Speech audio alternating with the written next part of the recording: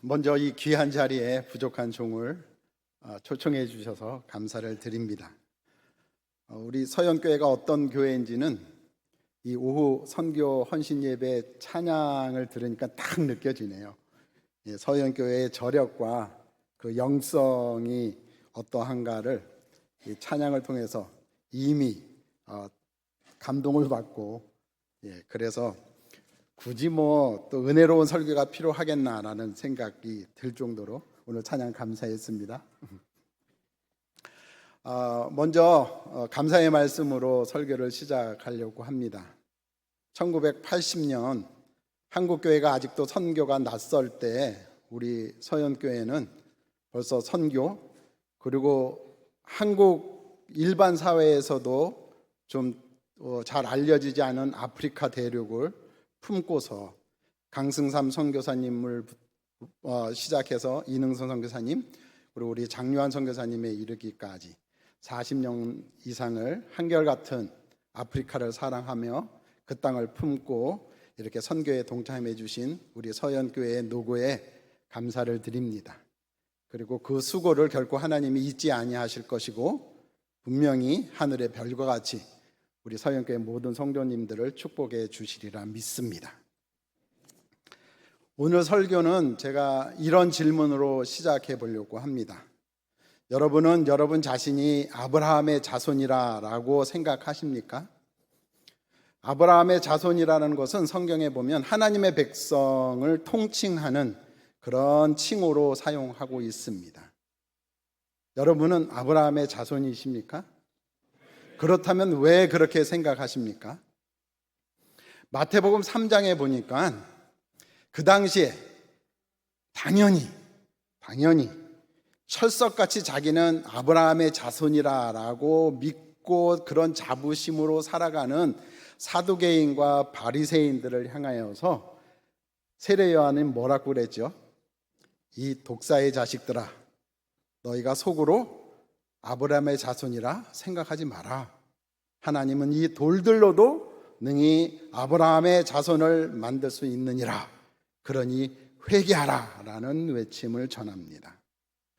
그러니까 세례 요한이 깨달은 하나님의 뜻은 아브라함의 자손은 결코 혈통으로 되는 것이 아니다 라는 거였습니다. 그러면 아브라함의 자손은 어떻게 됩니까? 분명히 갈라디아서 3장 7절에 이렇게 나와 있습니다. 그런즉 믿음으로 말미암은 자들은 아브라함의 자손인 줄 알지어다.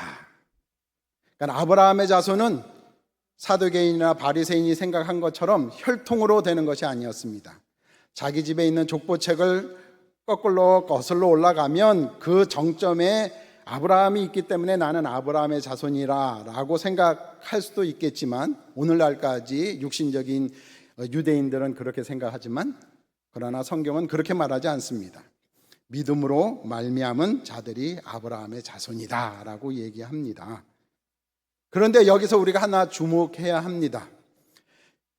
교회에 다닌다고 해서 주일 예배 빠지지 않고 참석하고 있다고 해서 조금 더 11조 생활하고 있다고 해서 너희들이 아브라함의 자손이다 라고 성경은 말하고 있지 않다라는 사실입니다. 오직 아브라함의 자손이 되는 길은 교회 열심히 출석하고 예배 잘 드리고 11조하고 그런 것이 아니다라고 성경은 분명히 얘기합니다. 아브라함의 자손이 되는 유일한 길은 믿음으로 말미암아 라고 말하고 있습니다. 이것은 로마서 4장 16절에도 우리에게 알려주고 있습니다. 로마서 4장 16절에 보면 아브라함의 믿음에 속한 자에게 하나님은 아브라함의 자손이 되는 길을 열어놨다라고 사도 바울도 로마서에서 분명히 밝히고 있습니다.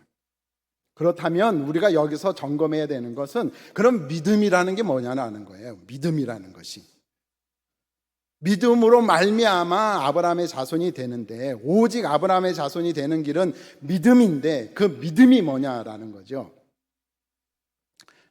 내가 예수님을 믿습니다라고 고백하면 아브라함이 가졌던 믿음인가요?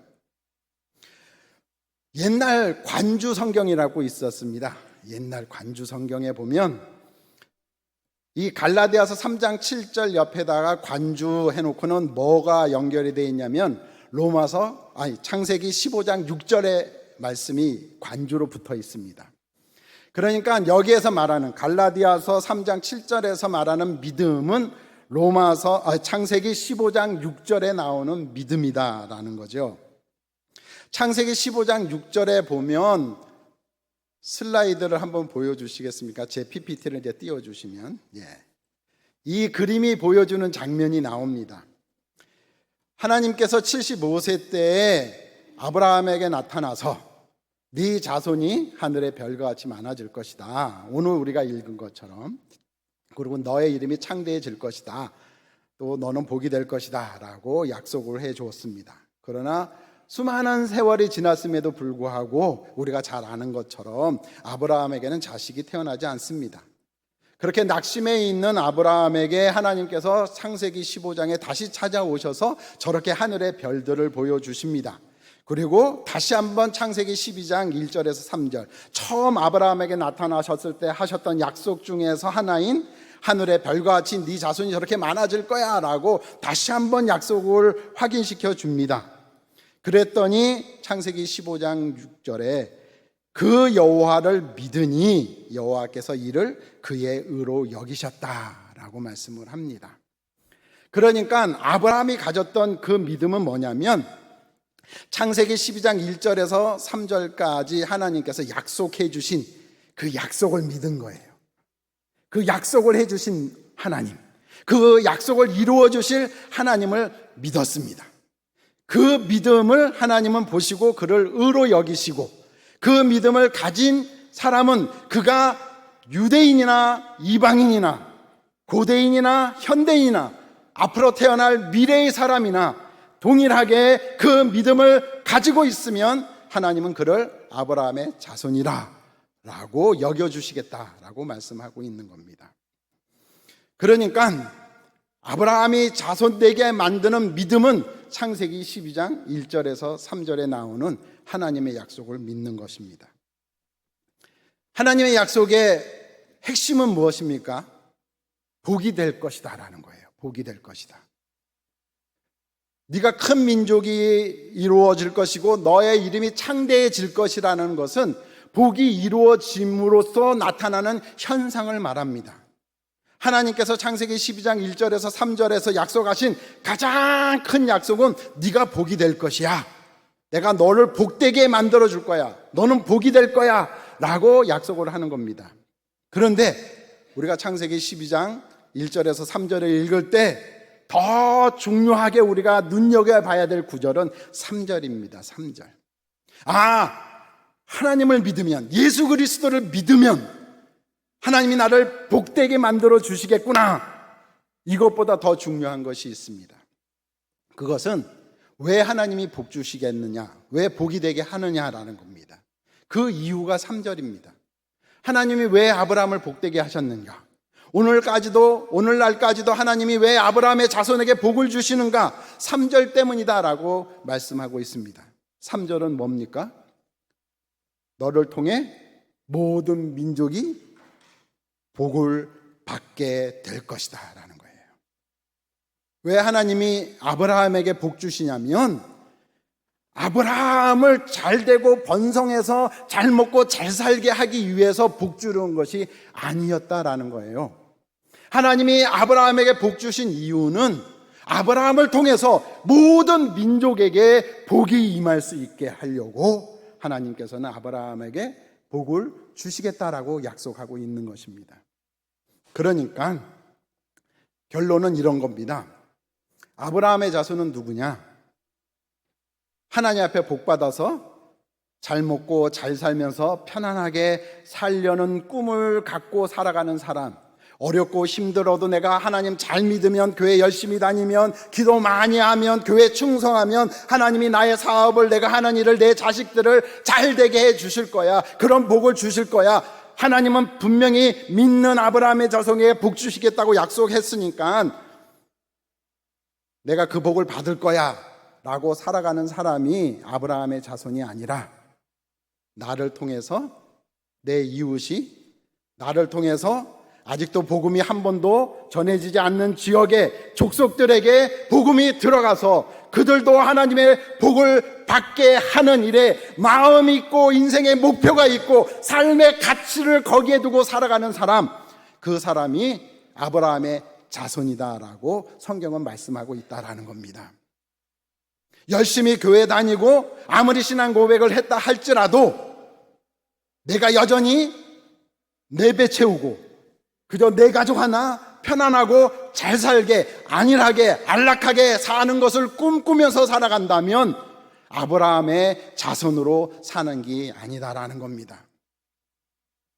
오늘도 아파하는 사람, 오늘도 힘들어하는 사람, 오늘도 인생에 무거운 짐을 지고 허덕거리는 사람, 더 나아가 아직도 한 번도 복음을 들어보지 못한 채 살다가 죽어가는 그 족속들이 어디 있는지 그 족속들에게 마음을 두고 관심을 두고 비록 가지는 못할지라도 그들을 위해서 기도하고 조금이라도 내가 나누고 베풀 수 있는 것들을 베풀면서 살아가려고 몸부림치고 있는 사람, 하나님은 그 사람이 아브라함의 자손으로 살아가는 사람이다라고 말씀하고 있다라는 겁니다. 그래서 갈라디아서 3장 9절 말씀은 7절에 이어서 뭐라고 말씀하냐면 믿음으로 말미암은 자는 믿음이 있는 아브라함과 함께 복을 받느니라. 혹시 내가 60평생 70평생 열심히 신앙생활하고 그래도 새벽기도 빠지지 않으려고 하고 그렇게 했으면서 신앙생활을 했는데 왜 하나님은 나의 인생에 복을 주시지 않나 라고 고민하시는 성도님들이 계신가요?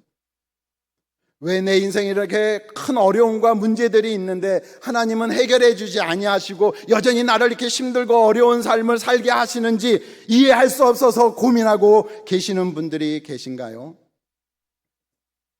성경은 그거를 점검해 보라고 합니다. 도대체 복 받아서 뭐 하려고 하는데 내가 이 문제 해결해서 내가 이 건강을 해결해서 도대체 내가 하고 싶은 건데 뭔데? 라는 것을 점검해 보라라는 겁니다. 하나님이 복이 없어서 복 주시기 싫어서 우리하고 밀당하려고 심지어 우리에게 갑질하려고 복을 안 주시는 것이 아니다라는 겁니다. 하나님은 아브라함의 자손에게 복을 주시겠다고 약속했습니다.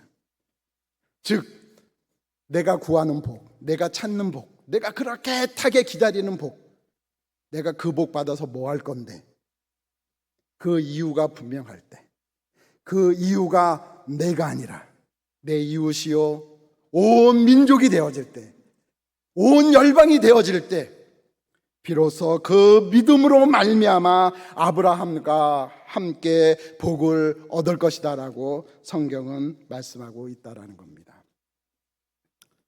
그래서 이런 믿음으로 살아갈 때 하나님은 우리에게 복을 약속해 주시는데 또 하나 우리가 주목해야 될 구절이 있습니다. 그렇게 우리가 믿음으로 산다고 해서 그럼 바로 하나님이 복 주시느냐? 그렇지 않다라는 겁니다. 내가 진짜 그런 마음과 그런 의도를 가지고 살아갑니다라는 것을 보여주는 두 가지 조건이 있습니다. 이 두 가지 조건으로 하나님 내가 입 빨린 소리가 아니라 내가 거짓과 위선이 아니라 진짜로 내가 이웃과 모든 열방이 복받기 위한 삶을 살겠습니다 라는 것을 하나님 앞에 내가 어떻게 증명해야 되냐면 두 가지로 하나님은 증명하라 합니다. 1절 말씀해 보면 그 두 가지가 뭐냐면 하나는 떠남과 하나는 또 다른 하나는 가는 겁니다. 떠나서 가라라는 두 가지의 조건으로 하나님은 아브라함에게 제시합니다. 뭘 떠나라고 하죠? 세 군데를 떠나라고 합니다. 고향, 친척, 아버지의 집입니다. 고향은 어떤 곳입니까? 내가 익숙한 곳, 내가 잘 아는 곳, 하나님이 도와주시면 좋고 안 도와주셔도 얼마든지 내가 살아갈 수 있는 터전이 고향입니다. 그렇지 않습니까? 고향이 어떤 것입니까?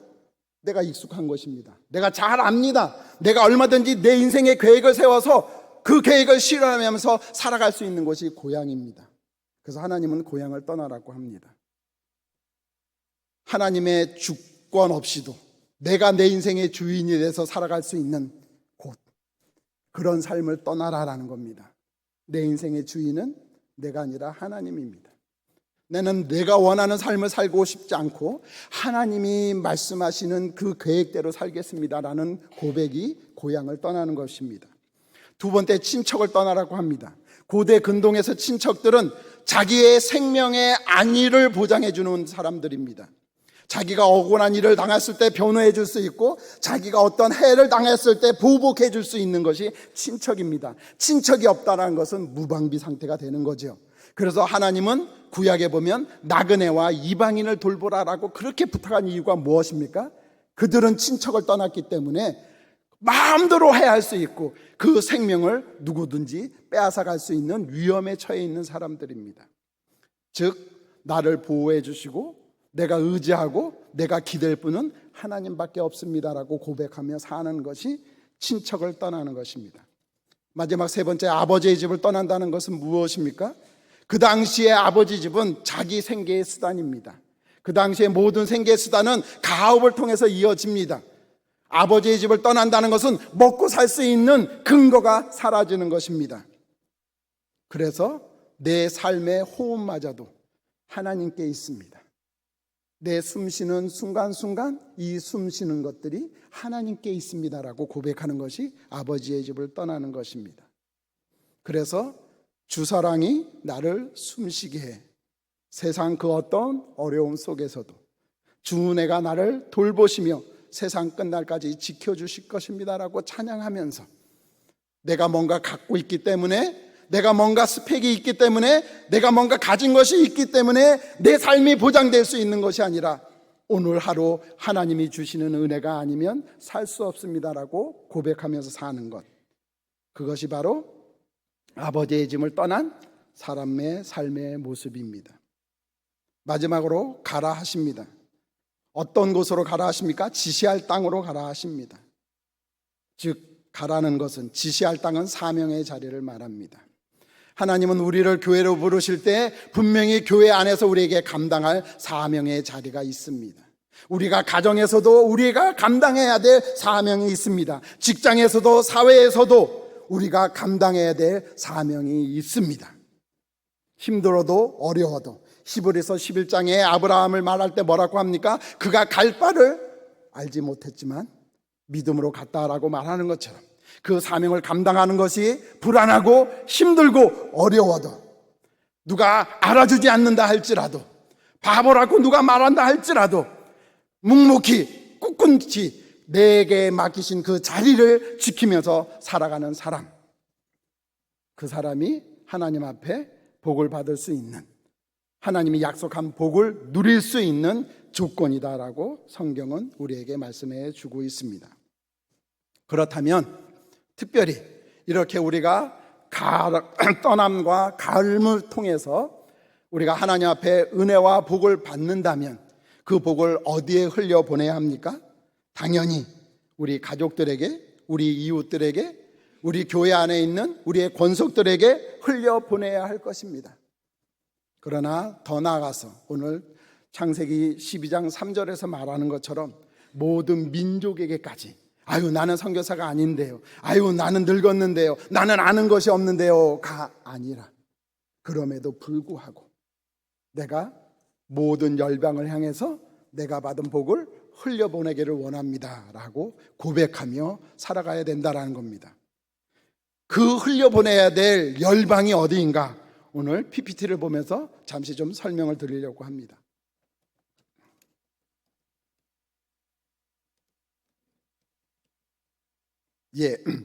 특별히 우리 서연교회가 오랫동안 사역하였던, 후원하였던 아프리카를 중심으로 해서 제가 설명을 좀 드려볼게요.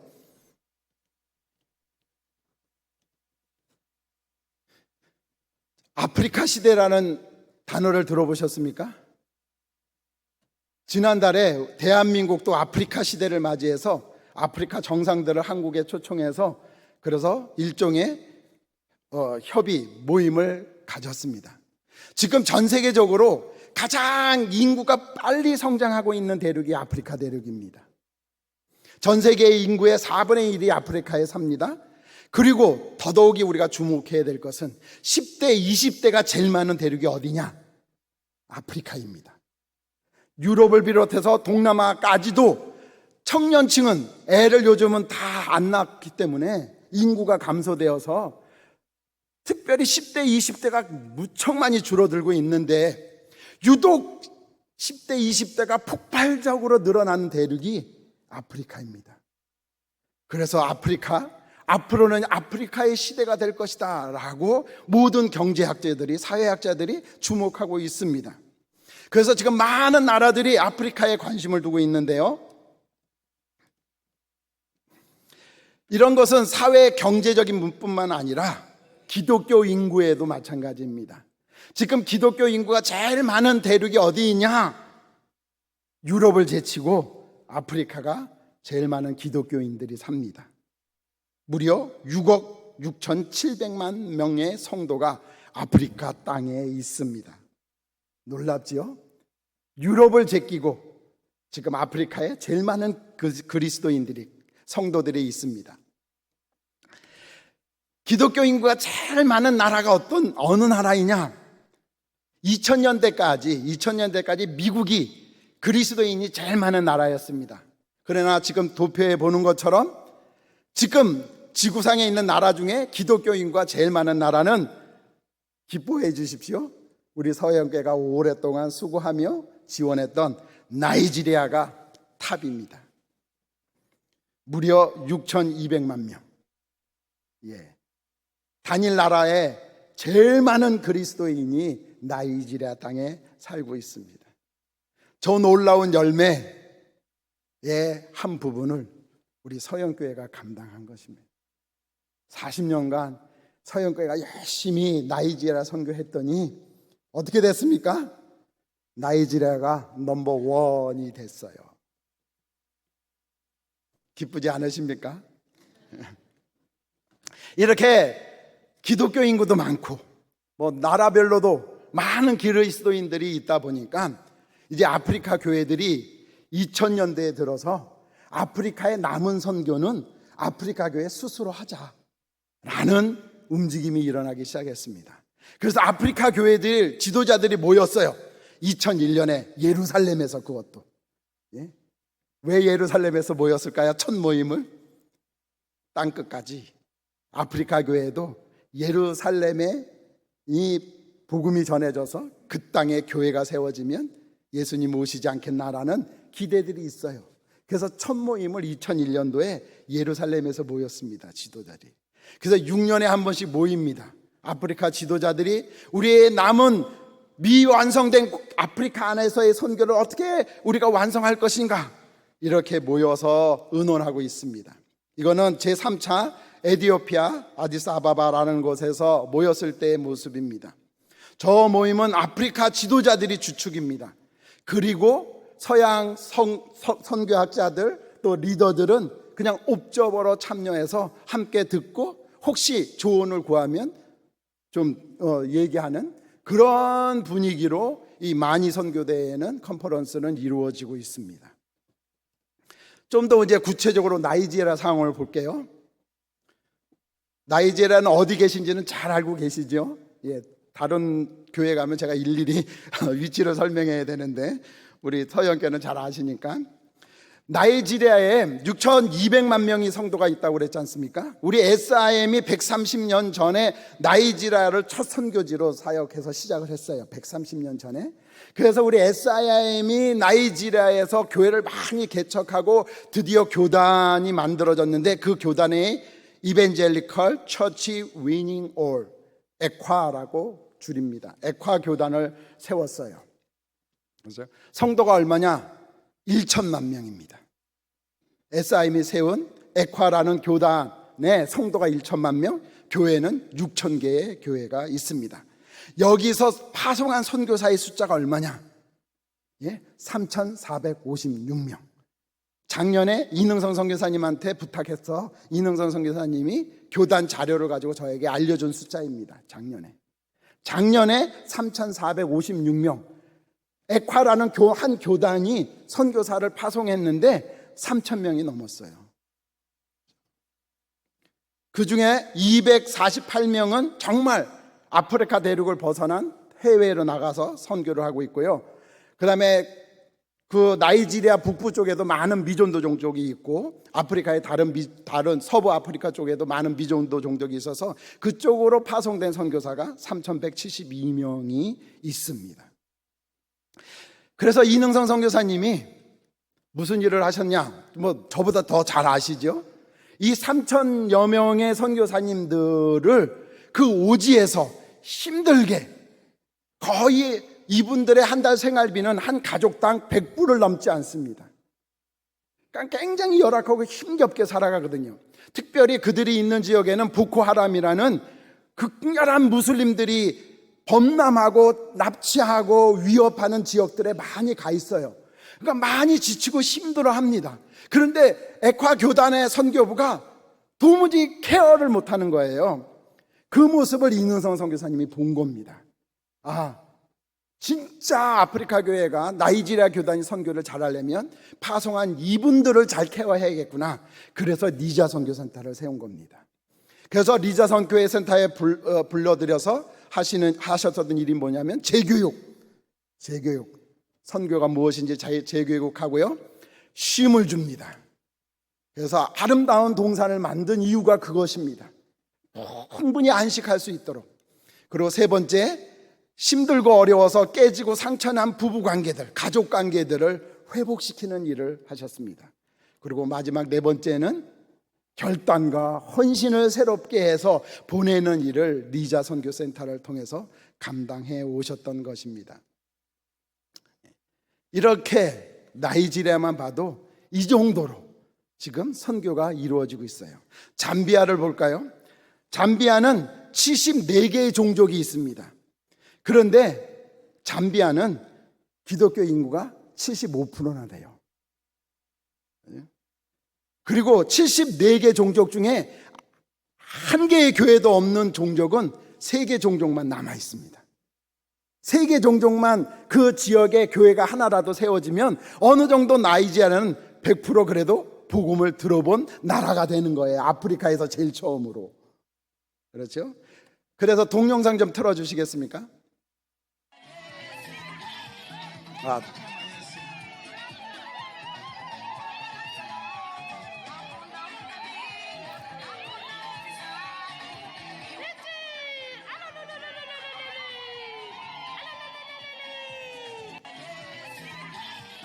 예.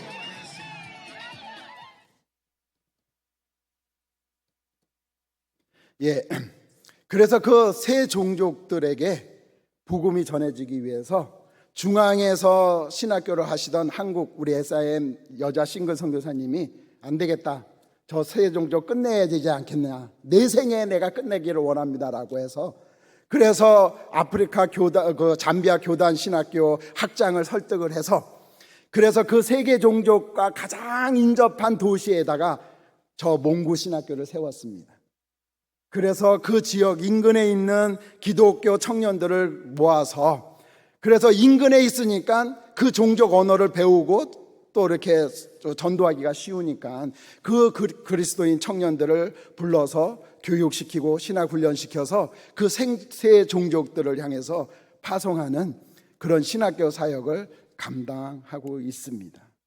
저는 기도합니다.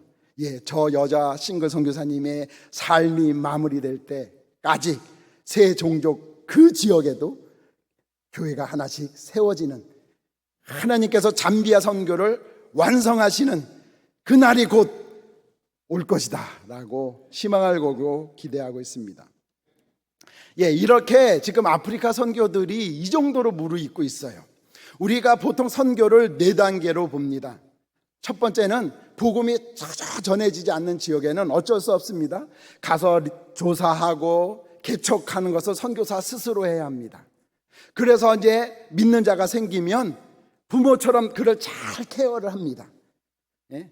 사도 바울이 아비의 심정으로 그 초대 교회들을 하나하나 세워갔듯이 선교사가 이제 예수 믿게 되어진 현지인들을 아비의 심정으로 잘 키우고 양육합니다. 그러다 보면 어느 정도 이제 성장하고 또 성경 공부도 하고 신학 교육도 받으면 파트너로 삼습니다. 동역자로 삼는 거예요. 동역자로. 그래서 그때서부터는 함께 일합니다. 함께 의논하고 또 함께 사역을 나누고 함께 동참시켜서 일을 합니다. 그래서 이제 어느 정도 그 현지인 동역자가 자기 임무를 잘 수행하면 이제 뒤로 빠집니다. 그리고 현지인 동역자가 앞장서서 주도적으로 일을 합니다. 그러면서 요청이 있을 때 선교사에게 내가 이렇게 하다 보니까 여기 나는 좀 부족한 것 같아요. 요거 좀 채워주시겠습니까? 라는 요청이 있을 때 참여합니다. 참여자로. 그러면 어떻게 되느냐? 그러면 선교는 끝난 겁니다. 그 선교사가 그곳에서 해야 할 사명은 참여자 단계까지 오면 끝난 겁니다. 더 이상 있으면 안 됩니다. 오히려 걸림돌이 되는 거예요. 그때서부터는. 왜? 현지인 사역자가 아무튼 자기를 키운 분인데 눈치를 봐야 되니까 마음껏 자신에게 주신 은사와 계획을 가지고 앞장서서 일을 추진할 수 없는 상황이 되기 때문에 참여자 정도가 됐다라고 하면 선교사는 스스로 그 사역자에서 철수해야 합니다.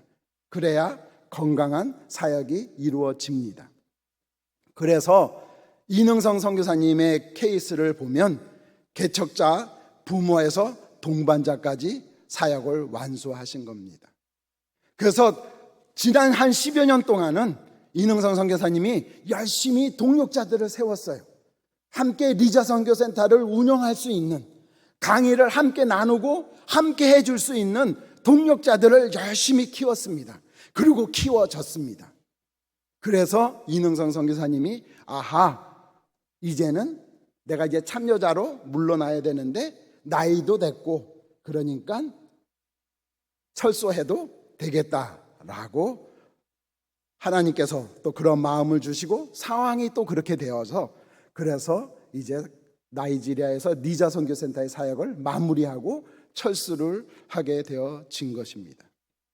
그렇다면 아프리카 그 어려운 지역에 그렇게 이미 많은 지역이 이제는 동반자의 단계를 넘어서 참여자의 단계까지, 그래서 이제 선교사가 더 이상 외부의 선교사가 도와주지 않아도 된다면 아프리카가 그렇다면 이미 선교는 이제 다 끝난 것 아닙니까? 라는 생각이 드시죠? 그래서 제가 하나 더 보여드리겠습니다. 그래서 현재 세계 선교가 어느 정도 완성이 됐는가 조사하는 많은 기관이 있는데 그래도 공신력 있는 두 개의 기관이 있어요. 하나 기관은 여호수아 프로젝트라는 기관이 있고요. 또 하나의 기관은 남침례교회 미국 남침례교회 해외 선교부 IBM이라고 하는데 이 두 단체가 그래도 공신력 있는 조사를 통해서 그래서 세계 선교의 현황들을 매해 발표를 합니다. 그런데 여호수아 프로젝트라는 기관은 어떻게 선교 현황을 파악하냐면 선교 현지에 계신 선교사님들에게 부탁을 해요.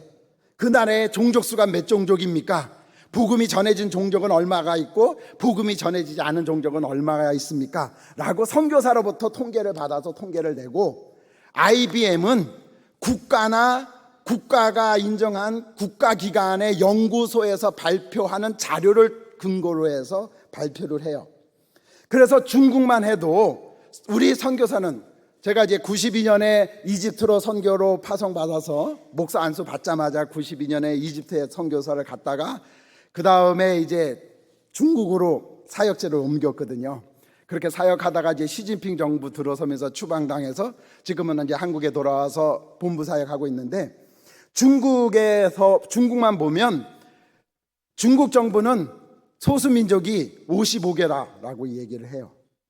그런데 선교사들이 파악하기에는 200여 개 정도의 소수민족은 최소한 소수민족이라고 쳐줘야 되거든요.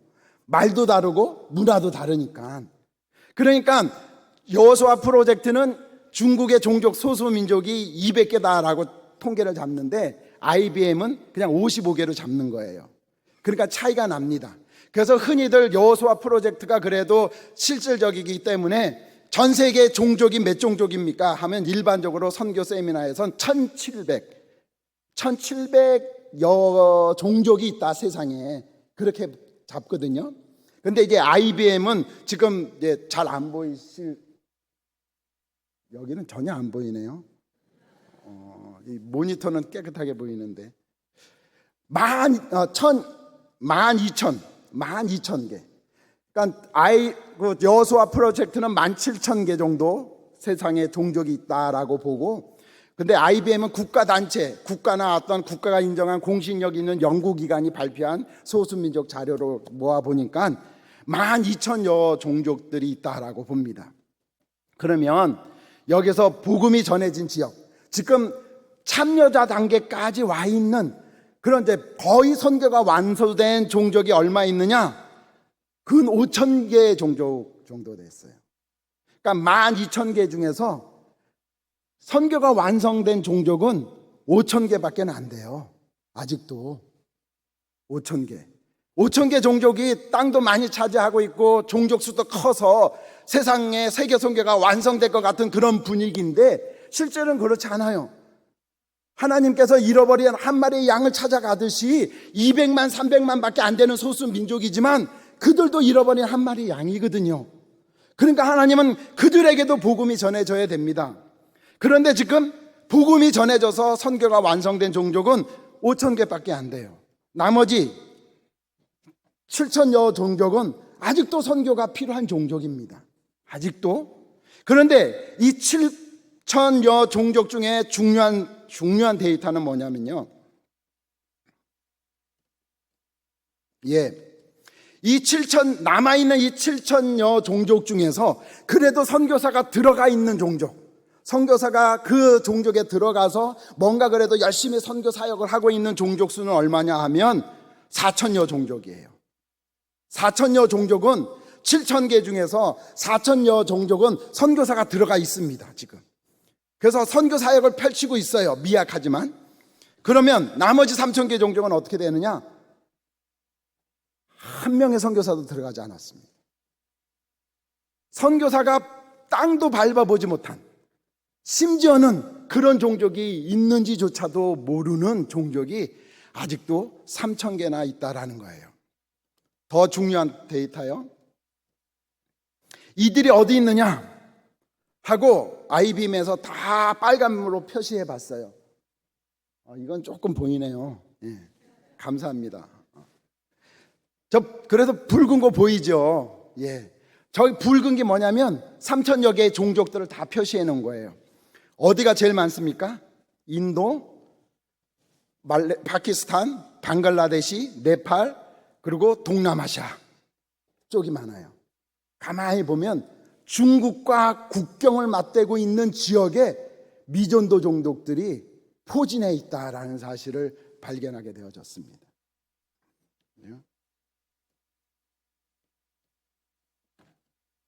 지금 전 세계 선교사 숫자가 얼마냐? 한 40만 명 잤습니다. 그런데 80%가 어디서 일하는지 아십니까? 이미 선교사역이 완성된 5,000여 개의 종족들, 그들이 있는 곳, 그들이 사는 곳에 40만 명의 선교사 중에 80%가 거기에 있다라는 거예요. 그리고 이미 3,000여, 복음이 전해지지 않은 7,000여 종족 중에 복음이 사역이 그래도 이루어지고 있는 4,000여 종족의 나머지 15%가 가 있고요. 한 번도 복음이 안 들어간 지역을 위해서는 몇 명이 있느냐? 3.3%만 지금 그 3,000여 개의 종족을 향해서 헌신하고 있다라는 겁니다.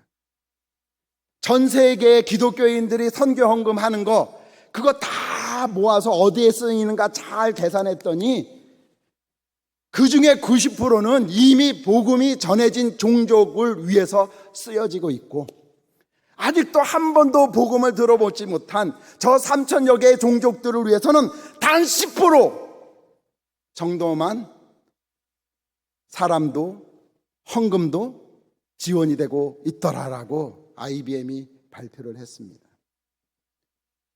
심각한 양극화 현상이 일어나는 거예요. 물론 복음이 전해진 지역에 교회를 세우고 잃어버린 한 마리의 양을 찾는 것도 중요하지만 저 3,000여 개, 정말 아무도 관심을 갖지 아니하고 찾아와 주지 않는 저 종족들에게는 누가 가고 어떻게 지원하겠느냐라는 겁니다. 그러면 왜 저 3천여 개 종족들은, 선교사들은 안 가는데요? 이렇게 묻고 싶죠. 예. 나라면 그런데 가고 싶은데, 예? 내가 선교사라면 그런데 이제 도전해 보고 싶은데. 그런데 어려움이 뭐냐면, 첫 번째, 정보가 부족해요. 이 3천여 개 종족은 어디에 있는지 이것들 조사를 하기가 참 어렵습니다. 조사서부터 시작이 돼야 되거든요.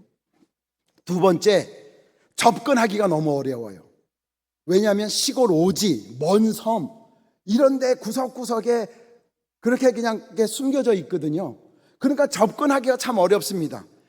그 종족이 있다는 데를 알아서 가면 보통 강 건너 산 넘어서 10시간씩 걸어서 들어가야 돼요.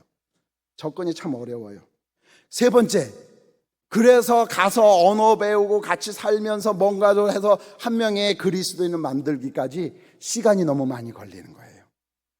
이미 복음이 전해진 지역은 이미 그리스도인 청년들이 많기 때문에 잘 훈련시켜서 고향 마을에 가서 전도해서 교회 세워라 그러면 1년에도 한 교회씩 세울 수 있어요. 그러면 그 교회들이 한국 교회가 봉헌식 할 때 또 다 가서 같이 예배드리고 하면 너무 은혜스럽고 감격스럽군요. 몇 년에 열매를 볼 수 있다고요? 이미 복음이 전해진 지역은 1년이면 가능해요. 열심히 지원하면. 그런데 이런 미전도 종족은 10년이 가도 20년이 가도 봉헌식은커녕 한 명 세려줬습니다라는 보고받기도 힘든 상황이에요. 그래서 안 갑니다. 가야 될 필요성은 너무 절실한데 현실적인 문제 앞에서 안 간다라는 거예요. 그래서 하나님이 극단의 조치를 취합니다. 무슨 극단의 조치요? 중국이 시진핑 정부 들어서면서 1대1로 사업을 벌칩니다. 들어보셨죠? 1대1로. 중국을 온 세계에 연결하겠다라는 거예요. 지금 동남아시아 쪽으로 저렇게 선을 그으면서 기차와 고속도로를 닦고 있습니다. 미전도 족속에게 왜 못 간다고요? 정보가 없고요, 접근이 어려워요. 그러니까 하나님이 뭐라고 그래요? 이게 지금 1대1로 길을 만들고 있는 현장의 모습입니다. 하나님이 뭐라고 그러시는 거예요? 내가 길 만들어 줄게. 찾아갈 수 없어? 내가 만들어 줄게. 내가 만들어 줄게. 1대1로 저 동남아시아 도를 타면서 많은 미돈도 종족이 파악이 됐습니다. 그리고 도로 옆에 쉽게, 옛날에는 10시간, 11시간 문 건너 산 넘어가야 되는데 이제 1시간이면 갈 수 있는 길이 생기는 거예요. 그리고 하나님이 뭐라고 하십니까? 야, 내가 이렇게 해놨으니까 핑계 대지 마. 길 없다고, 모른다고 안 가니까 내가 이렇게 만들어줬잖아. 이제 가라. 떠나라. 가라. 라고 우리에게 도전하고 있습니다. 그렇지 않습니까? 예수님은 잃어버린 한 마리의 양을 찾아서 떠나지 않습니까? 누군가는 이사야 선지자가 들었던 이 하나님의 음성, 누가 나를 위해서 갈고, 내가 길도 닦아놨는데, 내가 저 못된 시진핑 정부를 들어 써서 내가 길도 다 만들어 놨는데 누가 동남아의 저 소수 민족들을 향해서 누가 갈고라고 우리에게 도전하고 있습니다. 힘들어도 어려워도 누군가는 이제 가야 되지 않겠습니까? 10년, 20년 그렇게 열심히 지원해서 한 명의 그리스도인을 세례주지 못한다 할지라도 어느 교회만큼은 기다려주고 믿어주고, 여름에 그래도 건강할 때 청년들 보내서 선교사와 함께 10시간, 11시간 산길을 헤매며 도달해서 그 땅에 그곳에 복음을 전하는 일을 어느 교회는 감당해야 되지 않겠습니까?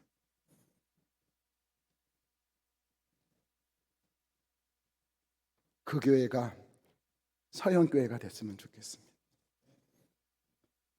여전히 외면당하고 있고, 여전히 무시당하고 있고, 여전히 관심 밖에 있는 3천여 개가 되는 저 소수민족들을 향해서 우리 교회가 해보겠습니다, 내가 해보겠습니다라고 결단하고 헌신할 수 있는 이 자리가 되었으면 좋겠습니다. 그러면 앞으로의 서연교회 50년, 지난 50년 동안 나이지리아를 그렇게 열심히 섬겨서 나이지리아가 세상에서 기독교 인구가 제일 많은 나라로 서연교회가 만들어냈다면, 앞으로 50년 서연교회를 통해서 저 3천여 개의 종족 중에 몇 종족이 복음을 들었습니다, 교회가 세워졌습니다라고 보고 듣는 그런 영광과 축복을 누릴 수 있는 우리 서연교회가 되어지기를 예수님의 이름으로 축원합니다. 기도하겠습니다.